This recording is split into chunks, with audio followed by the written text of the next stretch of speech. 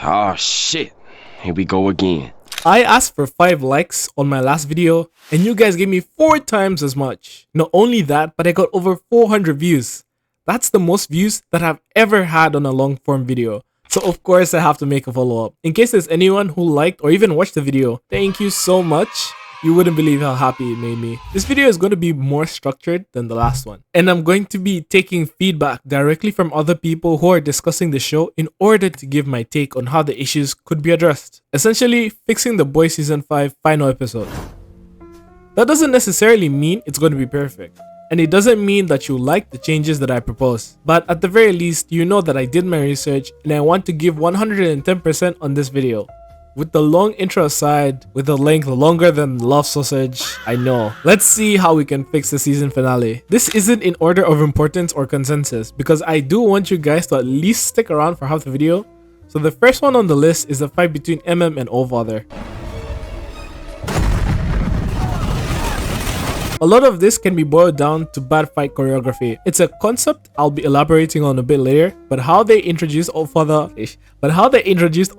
in this situation inherently puts the boys on the back foot. We can assume that Allfather isn't strong enough to destroy the cover that the boys were hiding under, i.e. the table, but nothing is stopping him from displacing it, because he did displace the closed doors and he should be able to generate enough force to do it.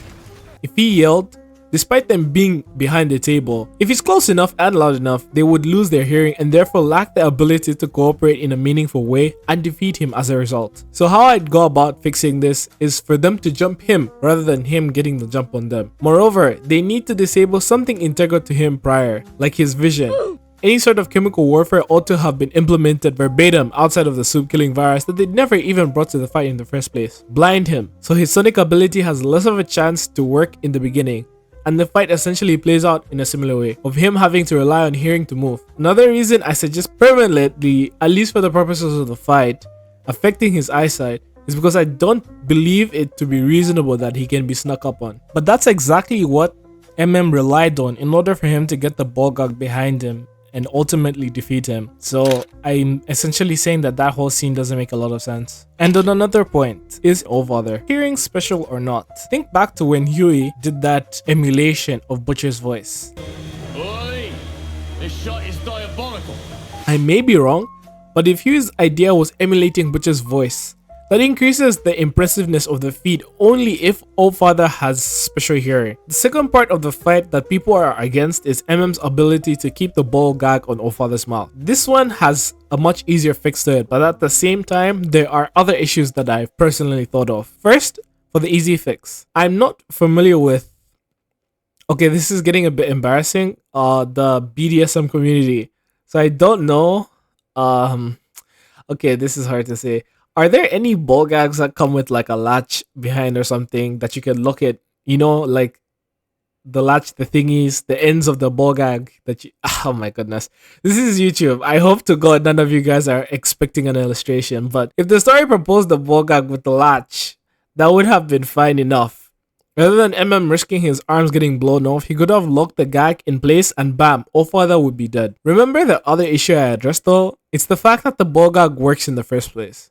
Whether it does or doesn't say something or imply something weird about the show, please don't be freaking the comments, but I assume Allfather would put this on during the Devil's Tango or something. And I actually bought this new ball gag because Allfather's powers supposedly activated and destroyed the previous ones that they were using. It wouldn't make sense for her to think outside of those lines and say that he bit them or something, because the solution wouldn't be to get a titanium ball gag. Okay, now try to use your imaginations as I am speaking out of my depth here, but if that was the case, was her expectation that Allfather's head would explode during intimate activities?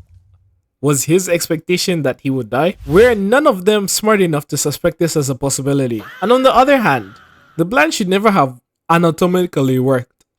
Placing a ball gag onto Allfather's mouth wouldn't have prevented the air from escaping.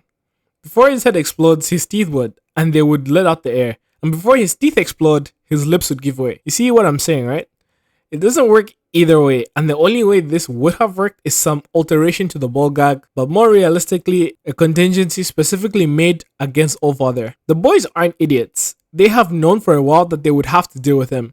And I believe manifesting a new ability in a soup based off old Russian documents is way harder than making an expanding seal for his mouth to remove his powers from play. I've said a lot, and this is only one issue. It's a lot of work to think up, but also listen to. Thank you to everyone who stuck it in. Pause this far. If you liked the video, then like the video. That's pretty simple, right? Straightforward. If you've enjoyed listening to me, please subscribe. It really helps a lot, and it makes me happy whenever I see the sub count go up, even just by a little bit. It tells me that at least one person believes in what I'm doing, and so even if it's just one person that subscribes, this whole video will be worth making. Now, for the biggest complaint about the series, the one most people may have clicked it for this video, fixing Homelander versus Butcher, Ryan, and Kamiko. This one actually has more interconnected issues. Essentially, the fight choreography is a mess. Homelander's powers seem to have been significantly nerfed, ignoring the implication that he got stronger from 2 episodes prior when he initially took the V1, and ignoring him having successfully escaped from a fight that is objectively harder to win earlier seasons back when he fought Soulja Boy, Butcher, and Huey. That's in season 3. But I want to be a bit fair here. Even though we know the younger Butcher on Temp V was stronger physically, we can't, at least I can't, quantify Huey's level of strength. So his contributions to pinning Homelander down are variable. And Soulja Boy was doing his charge attack. If you want to assume it takes a significant amount of effort to do and affords redirecting the strength he was using to pin down Homelander, I'm fine with granting you that and saying that he was gradually getting weaker in order for him to charge the attack and hit Homelander. But even if I do, I think that Homelander from before showed better strength feats to the one we currently have. So how do we go about fixing this? The answer seems surprisingly simple. And that, my friends, would be subbing to my channel, because the answer is destabilizing Kamiko.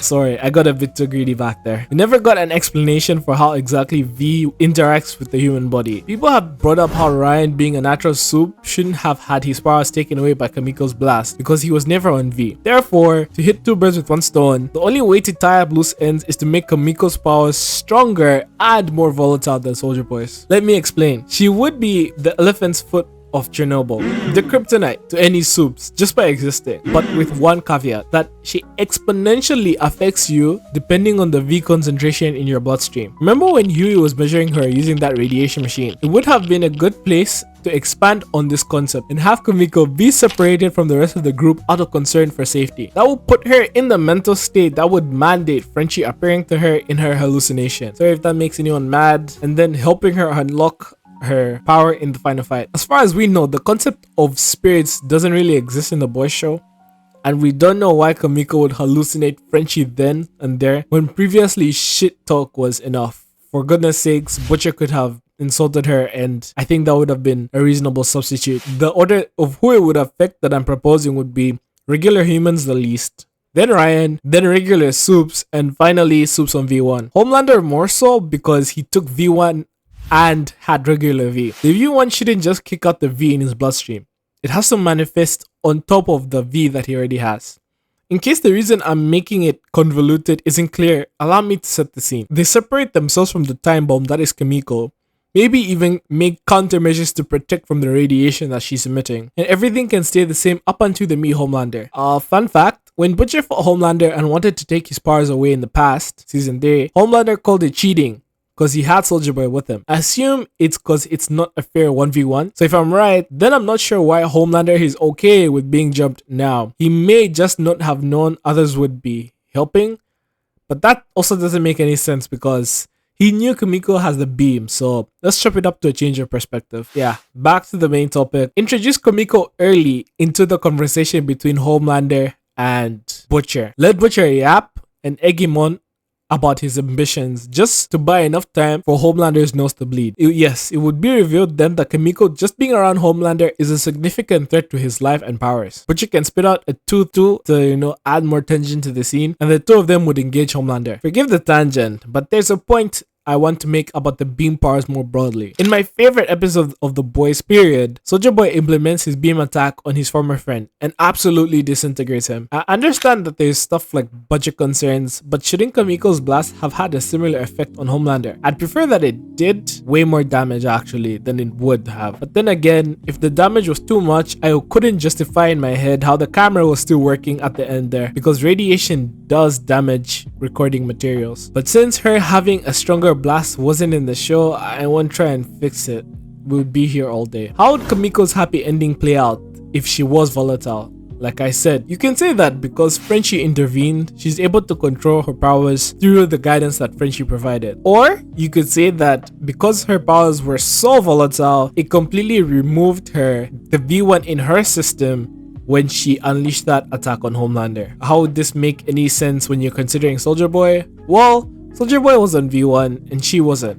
You could say that because her body was technically weaker, it couldn't sustain the powers like it could with Soldier Boy. You prop up Soldier Boy as being special and you give Kamiko her happy ending pause of being essentially a regular human being. There's a lot of ways to get out of this, and my suggestions are, or at least they try to be, purely logically based, not necessarily narratively necessary. You can't fix a narrative last minute. So yeah, or at least I can't. That would explain Butcher being nerfed and Ryan, and Butcher being strong enough to pin him down. And that concludes the first part of my Fixing the Boys, I don't know, series. It's not necessarily a series yet, but that's all from me. It's gonna take me over an hour to just do the editing.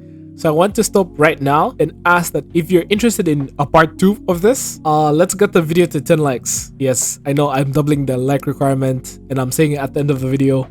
But I'll make a comment about it in the description. Not in the description. I'll just comment like, hey, if you want a part 2, let's get the video to 10 likes. If you're listening still, thank you so much for staying. I really, really appreciate it. And thanks for hearing me out, bro. Oh my god.